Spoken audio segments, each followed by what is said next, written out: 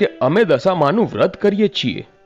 આ વ્રતની વિધિ એવી છે કે સૂતરના 10 તાર લઈ 10 ગાંઠ વાળવી અને ગાંઠે ગાંઠે કંકુના ચાંદલા કરવા અને ત્યારબાદ સ્ત્રીએ વ્રત ક્યારે કરવું અને કેવી રીતે કરવું એ બધું જણાવ્યું.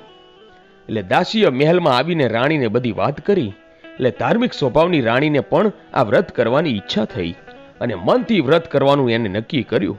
અને પછી એને રાજાને વાત કરી કે હું દશામાનું વ્રત કરું. ત્યારે અહંકારી રાજાએ ના પાડી દીધી અને કહ્યું કે આ વ્રત તો ગરીબ મૂર્ખા માટે છે. અરે તારે તો ઘણી સાહેબી છે, ધન દોલત, નોકર ચાકર, બાગ બગીચા, રાજપાટ બધું છે, માટે આ વ્રત કરવાનું છોડી દે. અને રાજાના અભિમાન ભર્યા વચનને કારણે રાણીનું દિલ દુભાયું.